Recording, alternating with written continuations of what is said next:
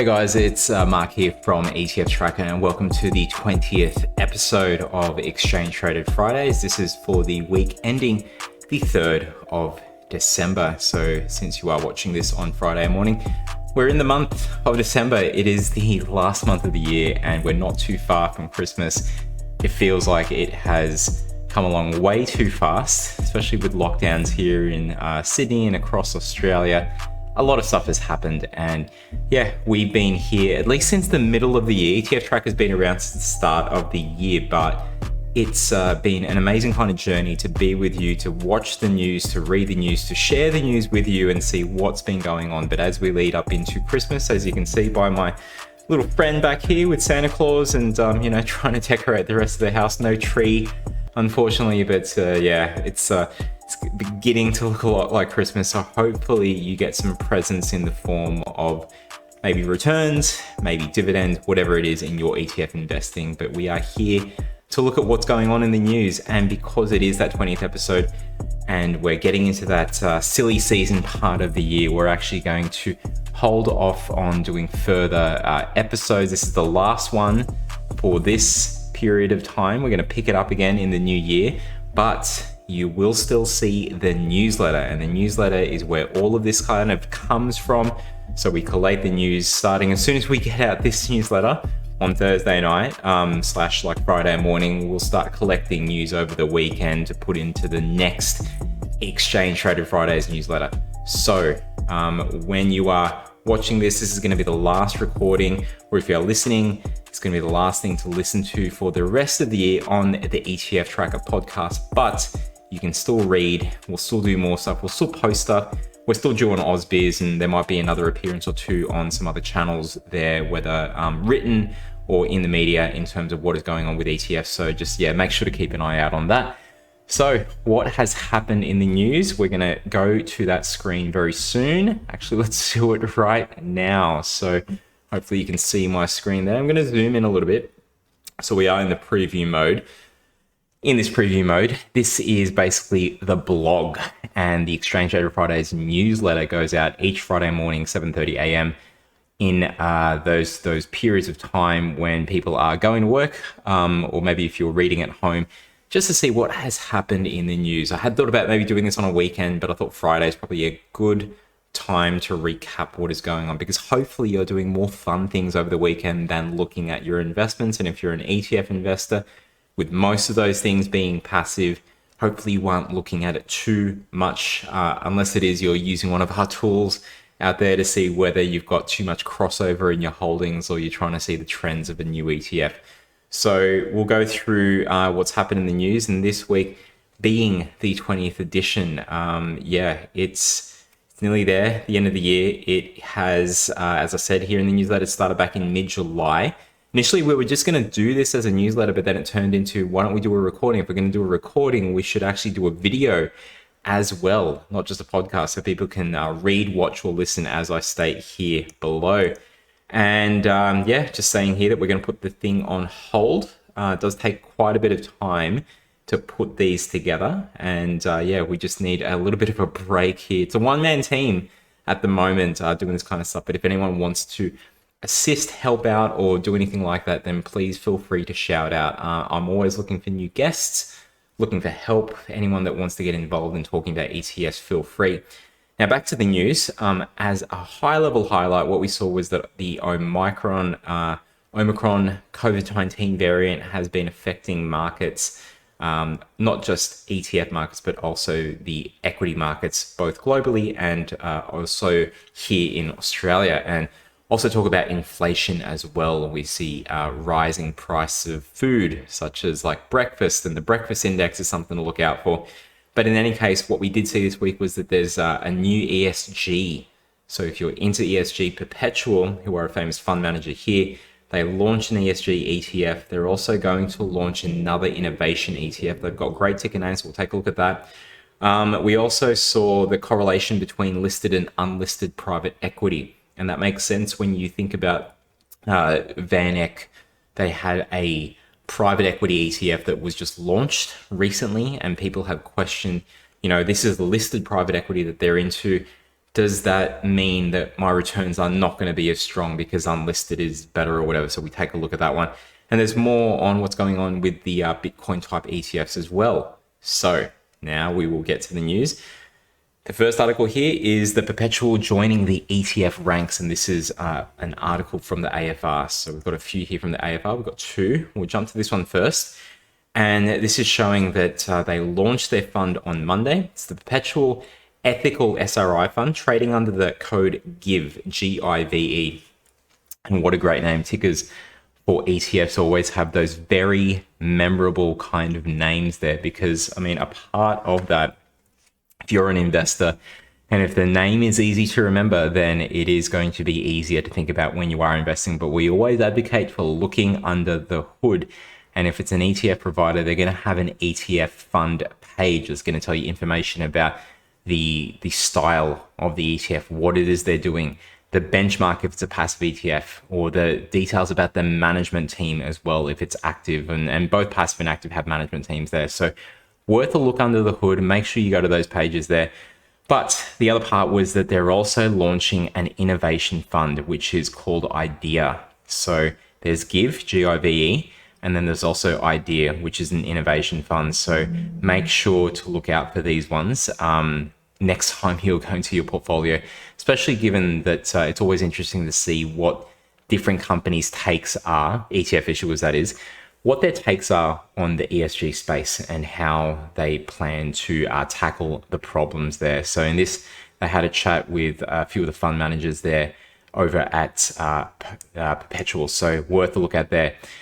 Now, the one from VanEck, the correlation between listed private equity and unlisted private equity. And this one's really interesting as well to look at, because I've seen it on the forums. There's a lot of people talking about, well, yes, VanEck listed this ability to access private equity, but is it worth it when you think about the unlisted private equity? Is it a better way to get access? Now, the thing is, if it's unlisted private equity, what that means is that you have to more than likely be a sophisticated trader. And that means there's an asset and an earnings kind of threshold that you need to have in order to fit the bill, and also like a high watermark, a high amount that you need to invest if you're going to get into private equity. It's not like an ETF where you can just put $500 or $1,000 or something, you know, just a smaller amount than what you would need for unlisted. So there's advantages to being able to access private equity, and the doubters have been in terms of returns. So what they've done here is shown, well, the LPX, so LPX is, I think it's LPX 50 or LP50 is the benchmark that is being followed. So the LP50 index here, and what they're showing is this LPX direct NAV, what it looks like versus all private equity across all regions, which is tracked. And so before the financial crisis, it tracked well.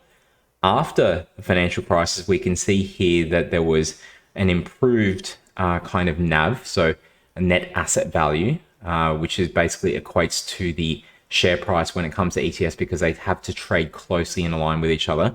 But what it does show here is that during the GFC, during that global financial crisis from July 2008 to March 2009, unlisted private equity performed far more worse or poorly versus the listed. And then after the crisis, they've performed pretty much in lockstep right up until, I don't know what the end date is here, but also December 2020. But the thing is, with this, it's showing with all of these three charts. So if you're listening and you can't see this, so you have to watch to see this, or you can read the newsletter. But what it is showing here is that the main argument is that both unlisted and this index, which is the top 50 listed private equity, they both performed in line with each other, and actually even better during the downturn. So it hasn't performed as bad, the listed version of private equity. So, I mean, if you were an investor, you would want to take a look at this, because it just shows you that those fears that you might have of, hey, this is access to only listed, it's not really unlisted, so I'm not going to get as good a return. It's kind of unfounded when you look at it here. Each to their own, of course, and there's probably more homework to do, because price is one thing. There's other things that you need to look at, such as the management expense ratio and some other factors there, so worth a look. Now, this article here from the AFR is more about how ETFs can underpin an equities portfolio, and it looks at active versus passive strategies for constructing an equity-based portfolio, and it reviews them alongside pros and cons. And a lot of investors have flocked to ETFs because of the price action, which in this case, the argument is that that could be more seen as a sign of the popularity of the ETF rather than the underlying fundamentals. So worth a look at there. Then we're going to jump onto the Bitcoin bandwagon when it comes to ETFs. And we've spoken about this many times over the last couple of months, but here's another one. This is from Cointelegraph. And so if you're not familiar with Cointelegraph, there's quite a few of these crypto news type websites. And this is one of the biggest ones. And what they say here is that US Bitcoin ETF favors Australian approval, but Aussies need to go further. And it highlights the potential influx of capital, so money coming into the Australian markets, if we are able to launch a proper spot Bitcoin ETF. So in the US, they've got Bitcoin futures. And if you guys hadn't seen, that was one of the biggest launches of an ETF, the one-day launch. So we've got ETFs here that, it takes months to get to 100 million, if it even gets to that. Over there, this BITO futures, so trading on Bitcoin futures, that ETF traded just a shade under $1 billion on its first day. It's somewhere around 1.4, 1.3 at the moment, maybe even higher. But the last time I checked, it was like 1.4, 1.3 billion dollars. But the thing is, it showed how popular, even though it's not a spot Bitcoin ETF, it's not trading exactly on the price. People were really enamored by it and poured a lot of money into it, institutional and retail. And the same thing here. So we have the Bitcoin and cryptocurrency miners type companies. So the companies that do the mining and digging for that and providing of different services in that blockchain space.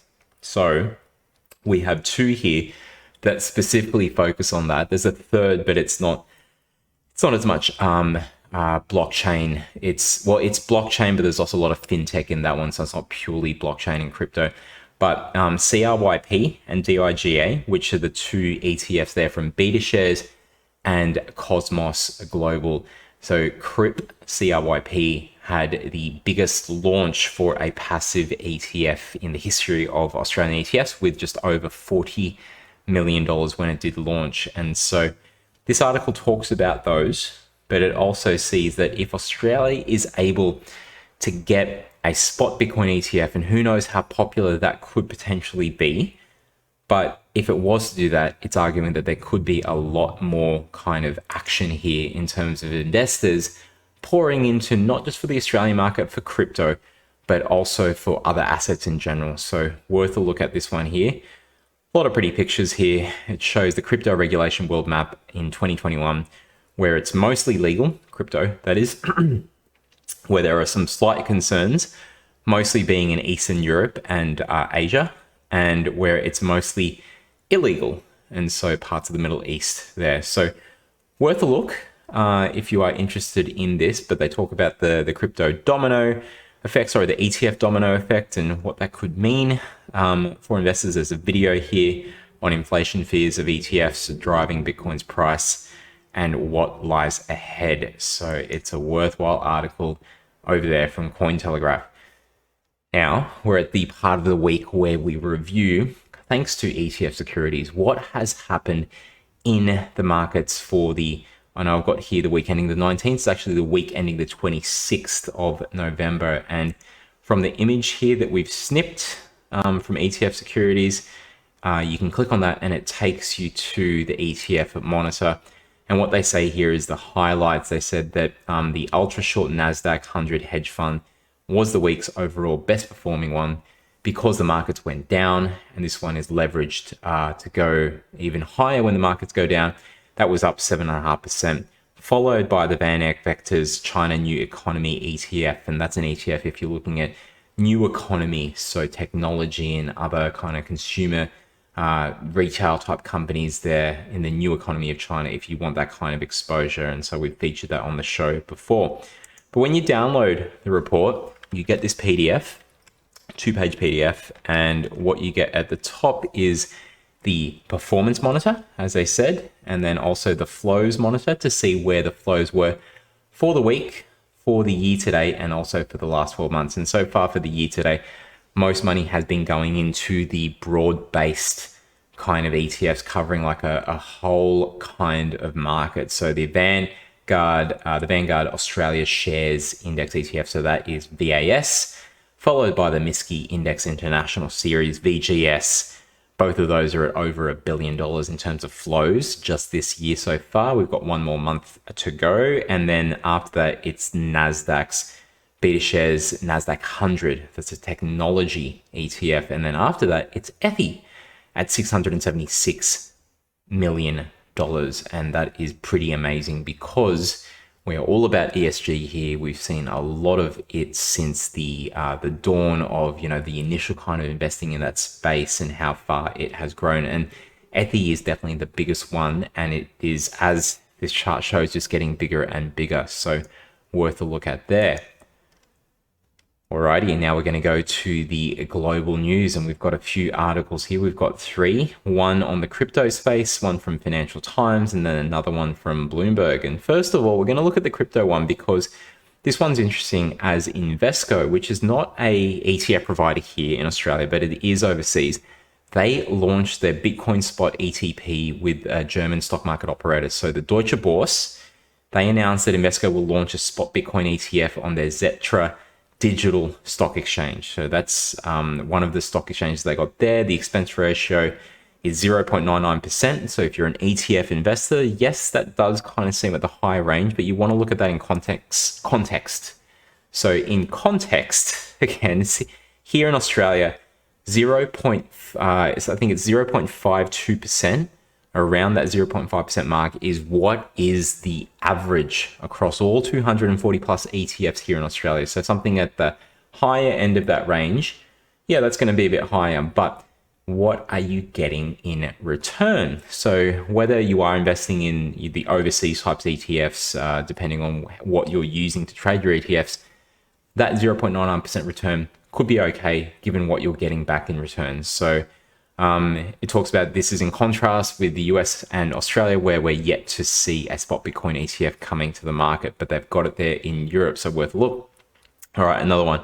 Financial Times, $32 billion grayscale Bitcoin trust feels the heat from cheaper ETFs. And in this article, they talk about GBTC, which is the grayscale Bitcoin trust. It is trading at the moment at a 15% discount, so below its net asset value. So that's the value of its underlying assets. And this has come since Bitcoin ETF launched in Canada earlier in the year. So before that, there was no other way to get Bitcoin as a fund, but GBTC was a way to do that. So when these ETFs, and there's a few of these ETFs now in Canada, but not Australia, not the US just yet, but these Canadian Bitcoin ETFs, so ways to get exposure to Bitcoin via the ETF wrapper, which offers diversification, ease of access, less restrictions on being able to buy in than you would have as a fund. And as we mentioned at the start of the show, you need a high watermark to get into that fund, so a high level of assets. You need to be a sophisticated investor to be able to get in typically.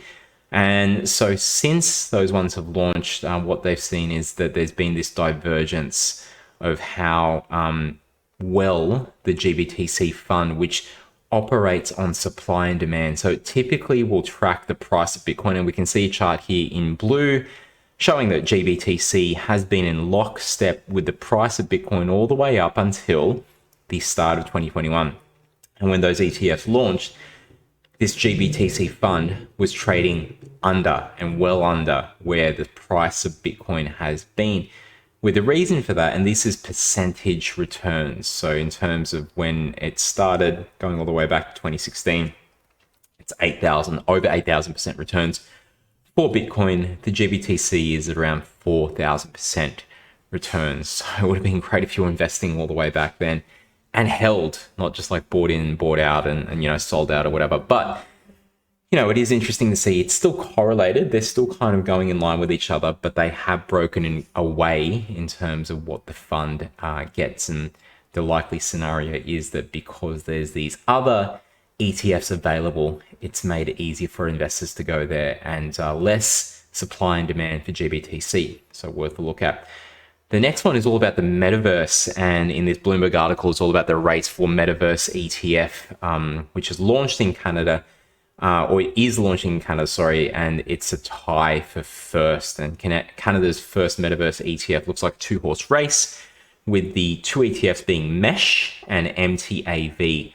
And the first one is the Evolve Metaverse ETF Mesh, and the next one is Horizon's Global Metaverse ETF MTAV, both expecting to trade on the TSX Toronto Stock Exchange. The demand could be strong given the $806 million that poured into the US version of Metaverse ETF from Roundhill. That's a Roundhill Ball Metaverse ETF, and since mid-2021 when that launched, it's had $806 million pour into it, which is a lot of money. I mean, that is, the size that it takes some ETFs here in Australia to get to in, years and even over a decade of launching. So it takes some time for things to grow here, but over there in the US, it's quite fast. Just a bigger market. But you can see here that the metaverse race is on. Roundhill Ball Metaverse ETF. It's been around since, mid-year, but it's been accelerating more recently, and likely due to Facebook changing their name to Meta. And more of this talk about what is the metaverse and showing, how it could change the way we socialize, the way we work. We'll see. It's, certainly worth a look at. There's a whole lot of stuff going on in the crypto blockchain space and DeFi, decentralized finance, and we're certainly looking into that at work. And so it's just something to, be aware of. So that's it.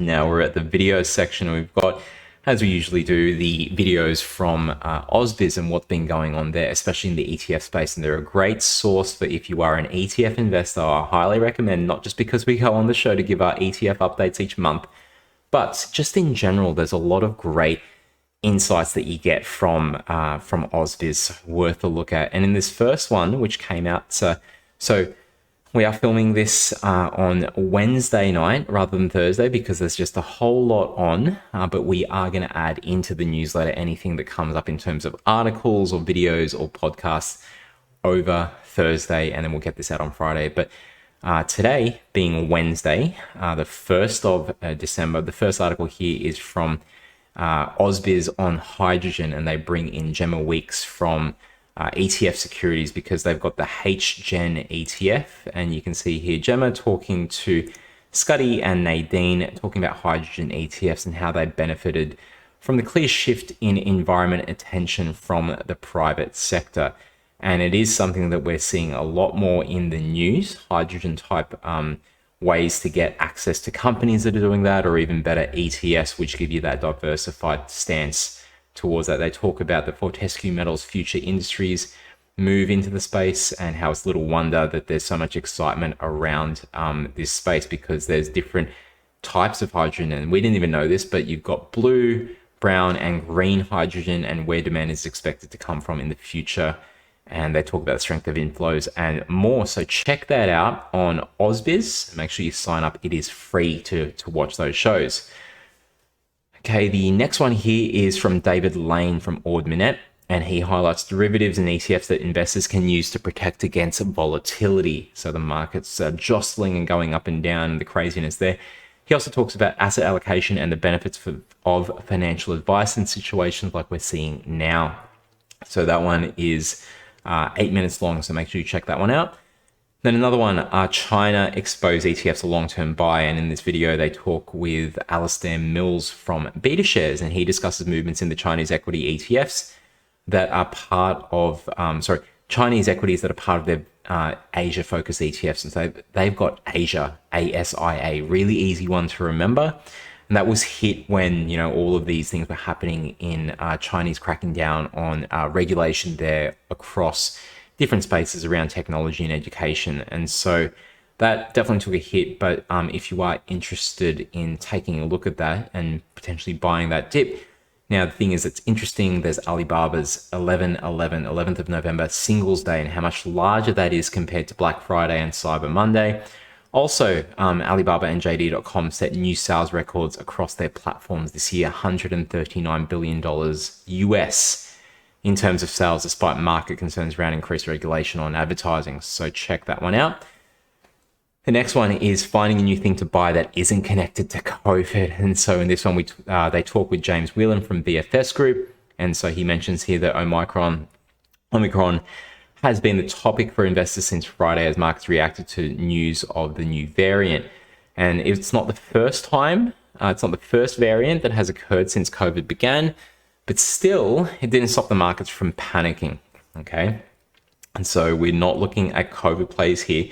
James is far more interested in where the world is going, and that's to the online metaverse. So another follow-up to metaverse type investing. And so they talk about an ETF that covers this as well, which is Meta. And we mentioned that up above. That's the Round Hill Ball Metaverse ETF that's available in the US. Or if you're here in Australia, it's traded on the US, but if you're using certain providers, I think Superhero, I haven't checked if they've got that, but I know you can trade and get access to the US, and the same thing with Stake, which is also now trading here on the ASX, but you can get access via those or Interactive Brokers or Self Wealth. Make sure you check that out, but just type in that ticker code and see if it's possible to get access to that. All right, the next one is no Australian companies are in this world's first fund, this world first funds makeup. And whilst this is not an ETF, it is a fund that could be of interest. And in this case, they talk with the Global Impact Initiative, GII, and they talk with their CEO, Giles Gunasakira. And shout out to Giles. They talk about a couple of different topics on the collaborations in the fund with Nobel Prize winners like Malala Yousafzai, Grameen, and World Vision. And this is a fund that is focusing on gender diversity. There is no Australian company in that, and there's reasons for that, at least for now. So make sure if you've got a few minutes, 7 minutes to spare, it's worth a look at there. We'll check that one out just quickly. So let's see. We'll skip ahead to... Obviously, that's the purpose behind impact investing, to be able to generate financial returns, but also achieve measurable, intentional, actionable social impact. But also, quite simply, you've got 50% of the population globally that don't get the same opportunities as the other 50%. And our solution is a way of utilising the capital markets to really ensure that we've got a sustainable way forward for trying to bridge the gap on gender equality.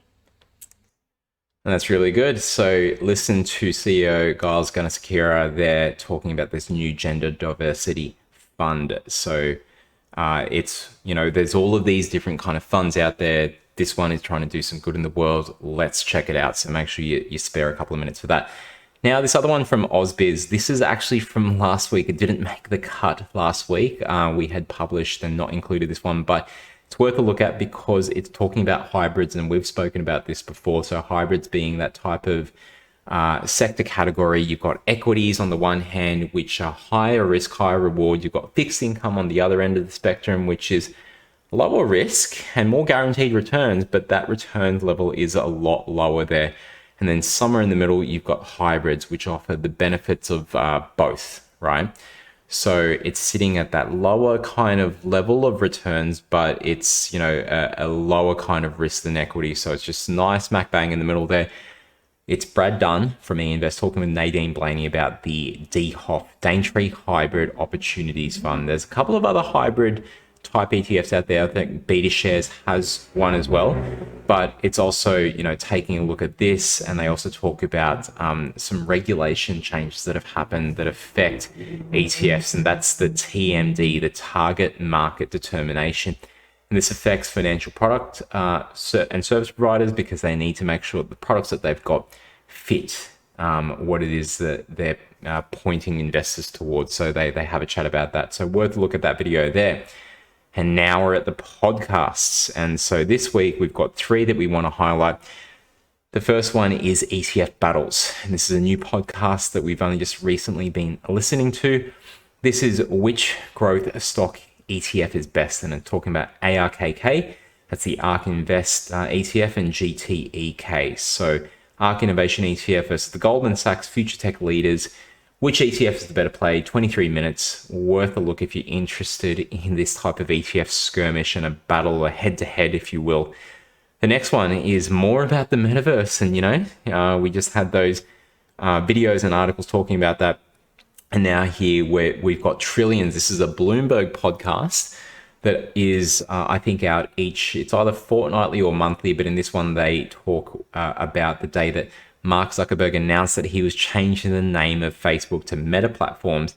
That meant that the Roundhill Ball Metaverse ETF found a new trajectory. Since then, the ETF, which holds companies such as Nvidia, Roblox, Unity, Microsoft, and Facebook, or now it's called Meta, has seen assets grow 6-fold and volume jump 50-fold. So much like Hack, and we've got a Hack ETF here, but they've got a Hack ETF there, which also benefit from being the right idea at the right time. Meta is fast on its way to becoming $1 billion ETF, mostly because of a big news event. So they talk about that and other things in this 50 minutes on the Trillions podcast. And then finally, we've got CNBC talking about the next gen investor. And per the show notes, it's the host, Bob Sani from CNBC, along with Anthony Denya, the CEO of Webull. And Webull is a trading platform available over there in the US and not yet here in Australia, although it might come as well. There's a lot of interest here in Australia. They also talk with Andrew McOrmond, Managing Director of Wallach Beth Capital, and Harry Whitten, Head of ETF Sales Trading at Old Mission Capital. And what they discuss is the fallout from the market sell-off. Will the emergence of a new COVID variant add even more fuel to an already pro-growth, anti-cyclical trade in November? Plus the popular trading app Webull, a rival to Robinhood, and weighs in on sentiment as more young investors get into the ETF game. So they're seeing that overseas. We're seeing it over here. There's just a lot of stuff going on. Then in the tweet of the week, it's all about Cointelegraph, and they are highlighting the Invesco move into trading a spot Bitcoin ETF over in Germany. We mentioned that as the Deutsche Börse, and so you can see the ETF here. The good thing about the tweets is that there's more commentary on that. So when you go to this tweet, you see a whole lot of different commentary. I suggest that you do follow some of those people that are there, because if you're interested in Bitcoin and spot Bitcoin or Ether or other cryptocurrency type ETFs, it's usually people like that, but it's also ETF aficionados, the experts in the game that are tweeting. And we've highlighted a few of those in our last couple of episodes. And now we'll get to the chart of the week. And this one is all about Cosmos Global Digital Miners ETF, DIGA. This is providing not just cryptocurrency exposure, but also great returns. And in the month of October, it had plus 20% returns. And we'll see that when the new ETF market update data comes out from the ASX later this month. So around the 10th or so, we should get that new data, and we'll update that on ETFtracker. Now, it's worth looking at the performance of the underlying holdings. So how they performed is really interesting. And thanks to Google Finance, what we can do is take a look at what the top 5 are. Google Finance lets you compare up to 5 different holdings against each other. And when you go to DIGA and you see what its holdings are, you can see, so some of the companies are listed in the US as well as Canada. And so we just see which is the holdings that they've got. And based on that, we pulled this together. And what we can see here is that the best performing one is from Hut 8 Mining. So it's grown nearly 199% over the last 6 months. And that is followed by Marathon Digital. But all of these ones are positive. You can see the rate of return here up to 80%. The lowest is 27% by the one that it has the most amount of money in, which is Riot Blockchain. But when you go to, we'll include a link, and I think, yep, so the photo, I haven't included a link, but I'll include a link there where when you click on it, you will go to that, basically that's live, well, kind of live because it is a day late, but the actual interactive chart from Google Finance. So we save that as a query. So that when you go to it, you don't have to rekey all of these different holdings. It is just there. Okay, so we make that easy. Now we jump to the further ETF education, and this one we're going to highlight, since this is the last episode, let's go back to the origins of ETFs in general, but also origins of ETFs here in Australia, and the first ETF provider both in the US and also here in Australia. And fun fact, last week we highlighted the show from Bloomberg, which was all about the history of ETFs. And if you listen to it, you'll see that it wasn't the US that had the first ETF. Canada had something approved, but the US market's being more popular. So we hear all about SPY. SPY comes from State Street. So State Street have their Spider Global SPDR ETFs, and on this page, State Street has this education page. So if you're interested in what is going on, you're just starting in ETFs, it's worth a look at this guide here. They talk about what's an ETF, how to use ETFs in a portfolio, comparing ETFs, managed funds and stocks, debunking common myths and misconceptions, and 7 questions to ask before investing in ETFs. And so we think it's very good to have a look at this kind of stuff, and always great to get yourself educated, because that is how you learn. And if you are starting, or even if you just, still kind of relatively moderately new to the game, it's always good to brush up on your skills there in terms of what is going on in the industry. And then finally, we talk about accessing the ETFtracker app. And so if you are interested in that, that's worth a look at here. There's the holdings app, as well as the monthly updated trends application, which shows what is going on with ASX and Chi-X. Then finally, we've got the ETFtracker forum and ETF Investing Australia Facebook group, which is now at over 2.2, so 2,200 plus followers. Might be 2,300 by the time I'm writing this, but it continues to grow.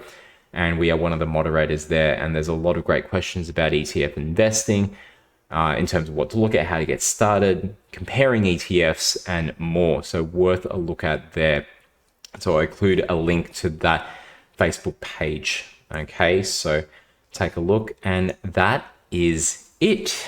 So thanks very much for listening along. So tomorrow we are going to go, we've got a couple of different, Christmas parties at the office to go to, and, to see other friends out there. But then after work, we're going to the Get Rich Slow Club. And so Get Rich Slow is Perla, the investment app provider as well. And, you can trade and stuff on there. If you haven't heard about it, make sure to check out Perla. But then also there's a couple of different finfluencers that are going to attend, and they're all going to talk about the different experiences with investing. And there's quite a few people coming along from the community that I've seen. I'll put it out on Facebook, on Instagram that I'm going. And so I saw a lot of people commenting on that. So I'm looking forward to seeing all those people there on Thursday. By the time you watch this, it will be Friday. So you'll be looking back in the past.